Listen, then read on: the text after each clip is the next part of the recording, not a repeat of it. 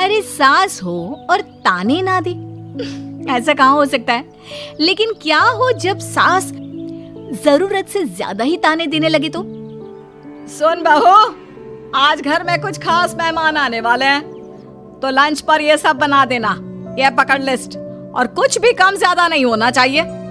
वैसे तेरे बारे में जानती हूँ मैं, मेरे टाइम पर तो हमें बताने वाला भी कोई नहीं था। माँ जी कितने लोग आ रहे हैं ये तो लिखा नहीं है।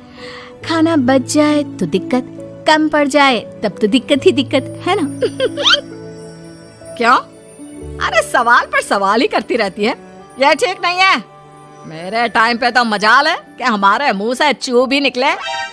वो क्या है ना माँ जी, मैं खाना उसी हिसाब से बनाने का सोच रही हूँ। कहीं खाना कम ज्यादा बन गया तो आप तो मुझे पाताल में ही डाल देंगे ना।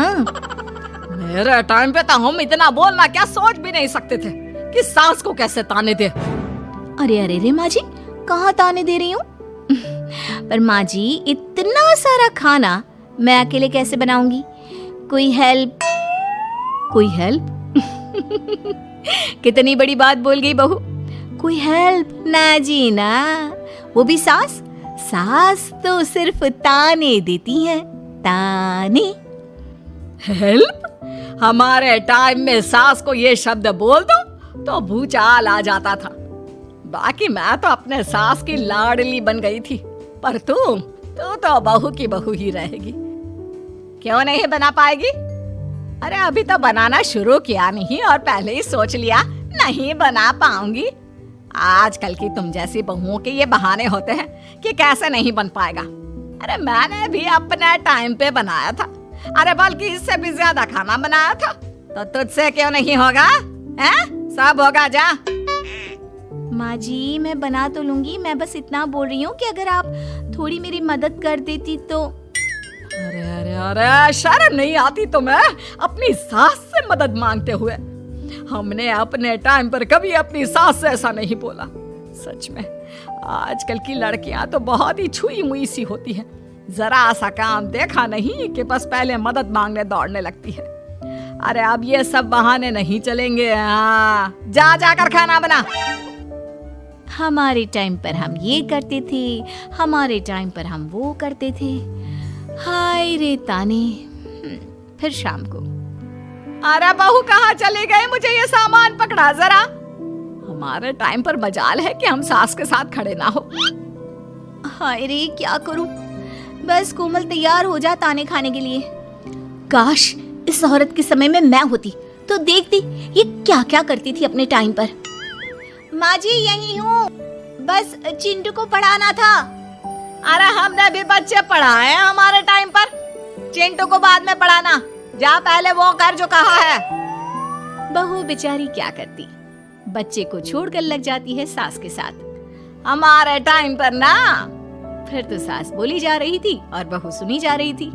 अगले रोज, क्या हो गया चिंटू, क्यों रो रहा है? माँ कल कितना कहा था आपसे कि पढ़ा दो, लेकिन आपको तो मेरी पढ़ाई की कोई वैल्यू ही नहीं है। देखिए कितने कम नंबर आए। अरे कोई बात नहीं बेटा, फेल तो नहीं है ना? वाह बहू वाह, मेरे टाइम पर तो हमारे बच्चे के कम नंबर फेल ही कहलाते थे। ना पढ़ाती हो ना घर का काम करती हो। हमारे टाइम पर तो।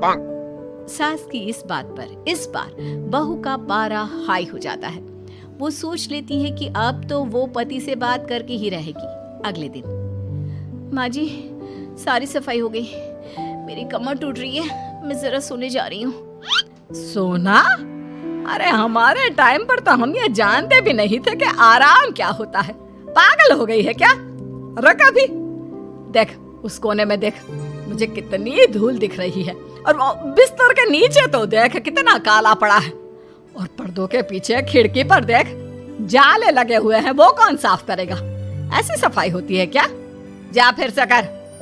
मैं तो घर में एक दिन का गंदगी नहीं आने देती थी, लेकिन जब से तू आई है घर की हालत ही खस्ता कर दी है। अरे माँ तो तू कहाँ गई? तू भी तो यही है। वैसे माँ मैंने कभी तुझे सफाई करते नहीं देखा। जब से ये आई है न जाने आप में कौन सा सफाई का कीड़ा चला गया है। हाय रे, हमारे टाइम पर तो पति कभी बीवी की तरफ से बोल दे तो समझो घर का बंटवारा, और यह घर तो मेरे ही नाम से है। तो बेटा निकल ले बीवी को लेकर। हमारे टाइम पर तो। अरे कैसी बात कर रही हो माँ, मैं तो बस मजाक कर रहा था। इतनी कम सैलरी में मैं कहाँ अलग रह सकता हूँ। माँ जी प्लीज, मैंने अभी पूरा घर साफ किया है और इन जालों को झाड़ूंगी तो फिर से पूरी गंदगी हो जाएगी, फिर से सारे घर के झाड़ू। ना माँ जी ना। हमारे टाइम पर तो मैं दिन में 10 बार झाड़ू लगाती थी, हमने नहीं किया है क्या? मायके से कोई तो संस्कार लेकर आई होगी ना तू बहू, क्या कुछ भी नहीं। तभी पति आ जाता है। बहू पति की तरफ देखती है कि शायद वो उसे उसकी माँ के प्रकोप से बचा सके, लेकिन नहीं, उल्टा उस दिन की माँ की डांट के बाद से तो पति के तेवर ही बदल जाते हैं। देखो माँ जो करती है करती रहो, माँ बड़ी है, जो कहती है सही तो कहती है। बस पति का ये कहना और बहू का पारा 7वें आसमान में। एक इनके भरोसे मैं सब सह रही थी, लेकिन आज तो इन्होंने मेरा ही साथ छोड़ दिया माँ के लिए। अब तो इन लोगों को सबक सिखाना ही होगा। फिर एक दिन, बहू ये कौन है और तुम्हारे साथ क्या कर रहा है? और ये हाथ, अरे हाथ छोड़ मेरी बहू का, कौन हो तुम? माँ जी वो कोई नहीं माँ जी, माफ कर दीजिए। बहू घबराने का नाटक करती है। अरे क्यों डर रही हो तुम? मैं हूं ना तुम्हारे साथ। आंटी जी, मैं इसका बॉयफ्रेंड हूँ और मैं इससे मिलना आया हूँ। कोई समस्या? बोलिए। बोलेंगी क्या? यही कि इनके टाइम पर तो इन्होंने न जाने कितने ही बॉयफ्रेंड बना बना कर छोड़ दिए हैं। क्यों माँ जी, यही कहने जा रही थी ना आप? अब क्या था, सास की बोलती बन। कैसे कहे कि उनके टाइम पर। बहू ये सब ठीक नहीं है। मेरे टाइम पर। हाँ हाँ आंटी जी, क्या आपके टाइम पर क्या? जरा हमें भी बताइए ना। अरे हमारे टाइम पर बॉयफ्रेंड कुछ नहीं होता था। सास की आंखों की शर्म होती थी। अरे पति के अलावा किसी और से बात भी नहीं करते थे हम लोग।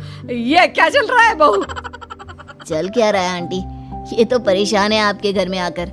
आप हर बात पर इसे सुनाती रहती है, ताने माने। अब इससे बर्दाश्त नहीं होते तो मैंने सोचा क्यों ना मैं इसे अपने ही घर ले जाऊं, कम से कम आराम से तो रहेगी। वाह रे, हमारे वक्त में तो ऐसा नहीं होता था कि सास के ताने बर्दाश्त नहीं तो किसी और के साथ चली जाओ। अब नहीं होता तो नहीं होता माँ जी। मैं भी तो कल को अपनी बहू को कुछ अपने वक्त की सुनाऊंगी ना कि सास के ताने समझ में नहीं आ रहे थे अपने वक्त में, तो मैं अपने बॉयफ्रेंड के साथ चली गई। वाह, फिर तुम्हारी बहू को समझ में आएगा कि तुम कितनी मॉडर्न थी अपने वक्त में। अरे चुप, बिल्कुल चुप। क्या बकवास कर रहे हो तुम दोनों? तो क्या करे, पति को तो अपने घर की लालच दे रखी है, वो तो मेरे लिए बोलते नहीं, तो किसी के पास तो मैं रहूं ना शांति से। तभी पति आ जाता है।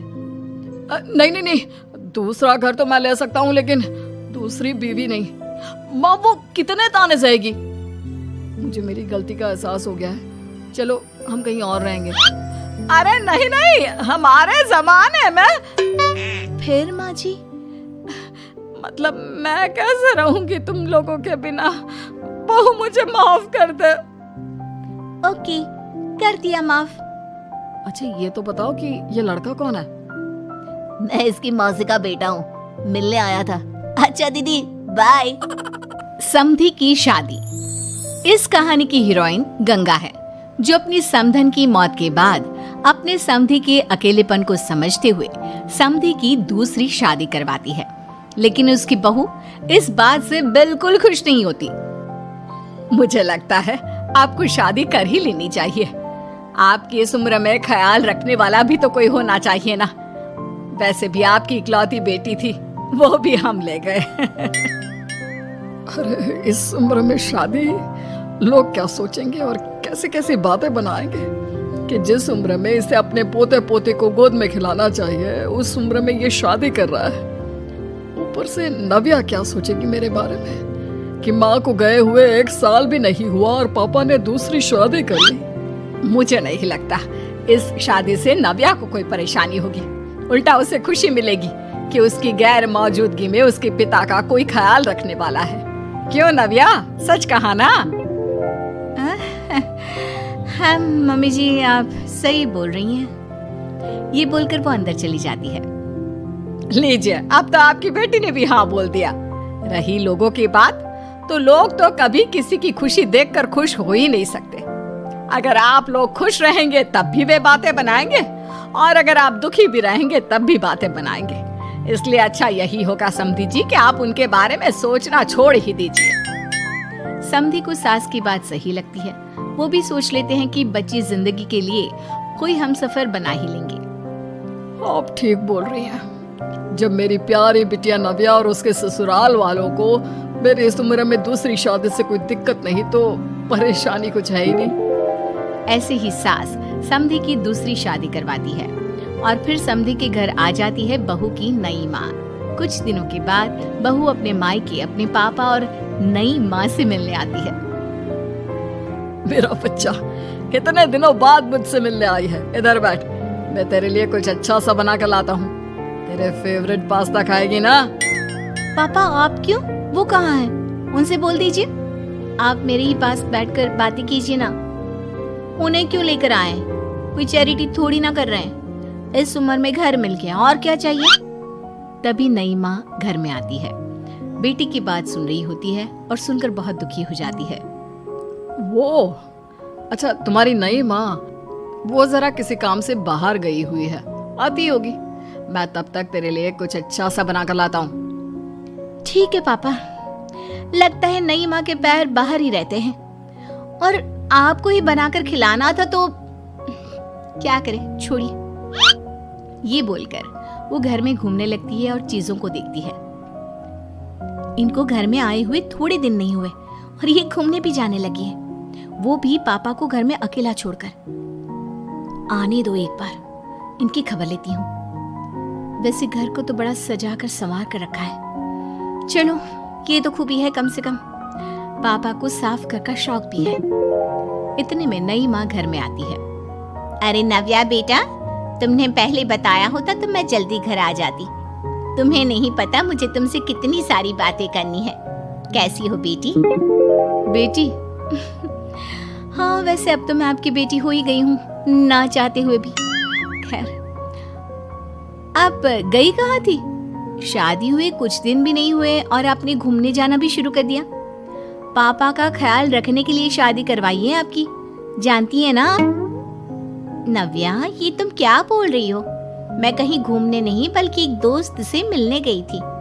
उसकी तबीयत थोड़ी ठीक नहीं, इसलिए वो क्या है ना, शादी के चलते उससे मिलना नहीं हो पाया तो आज चली गई। अच्छा, वो भी पापा को यूं घर पे अकेला छोड़कर? आपके लिए आपका ये परिवार ज्यादा जरूरी है या आपकी दोस्त? देखिए, ये ठीक नहीं है। इतने में पिता आ जाते हैं।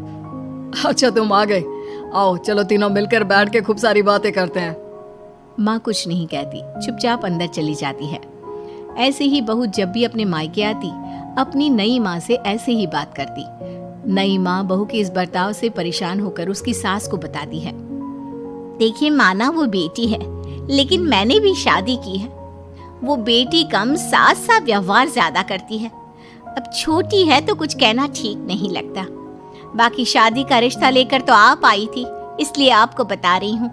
मैं शादी करके बहुत पछता रही हूँ। अरे परेशान ना हो, मैं बहू से बात करती हूँ। तभी थोड़ी ही देर में बहू ससुराल आ जाती है। बहू कहाँ थी अब तक? तुम्हें पता है क्या टाइम हो रहा है?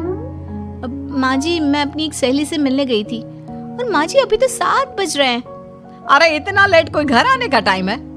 आज के बाद 6 बजे के बाद तुम घर आई तो तुम्हें घर में एंट्री नहीं मिलेगी। सास बहू के साथ बिल्कुल वैसा ही व्यवहार करती है जैसा वो अपनी नई माँ के साथ कर रही होती है। न जाने माँ जी को क्या हो गया है।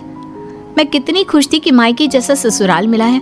सासू माँ इतनी अच्छी थी। फिर अगले रोज, बहू, मेरे बेटे को पौष्टिक खाना दिया कर। क्या ये पास्ता पिज्जा बनाती रहती है? इसलिए शादी नहीं करवाई थी मैंने अपने बेटे की। ठीक है माँ, मैं बना दिया करूंगी ऐसा खाना। लेकिन माँ जी, आपको हुआ क्या है? पहले तो कभी आपने ऐसा नहीं किया, तो ये अचानक से मुझसे कोई गलती हो गई है क्या माँ? क्यों? ऐसे नहीं बोल सकती। समझ ले, ये तेरी सास का हुक्म है। ऐसे ही सास बहू को अपने सास वाले तेवर दिखाकर कभी डांटती तो कभी ताने मारती, पर बहू बेचारी बिल्कुल समझ नहीं पाती। एक दिन, बहू ये क्या बेफिजूल खर्चा करती रहती है? परसों ही तुमने अपने लिए एक साड़ी ली थी और आज फिर से। तुम्हें क्या लगता है पैसे क्या पेड़ पर होते हैं कि जब मन करा तोड़कर सामान ले लिया करा? हैं? वो माँ जी बहुत अच्छी लगी तो ले आई। अच्छी लगी तो ले आई। यहाँ मेरा बेटा अपना खून पसीना एक करके पैसा कमा रहा है और तुम उसी पैसे को बर्बाद करने में कोई कसर नहीं छोड़ती। माँ जी आप मुझे ऐसा क्यों बोल रही है? मैं आज के बाद कभी शॉपिंग पर नहीं जाऊंगी, लेकिन प्लीज आप मुझसे ऐसा बर्ताव मत कीजिए। इससे पहले कभी आपने मुझे छोटी छोटी चीजों के लिए नहीं डांटा। ये अचानक ऐसा क्यों? मुझे बिल्कुल अच्छा नहीं लग रहा। देख बहू, मैंने तेरे साथ जब टिपिकल सास जैसा बर्ताव किया तो तुझे इतना बुरा लगा। सोच तेरी नई माँ को कैसा लगता होगा जब तू उनके साथ हमेशा ऐसा बर्ताव करती है। तो माँ जी आपने इतना सब कुछ बस इसलिए किया? आप मुझसे नाराज नहीं हो, गुस्सा नहीं हो? नहीं बहू, मैं तुझसे गुस्सा क्यों होंगी?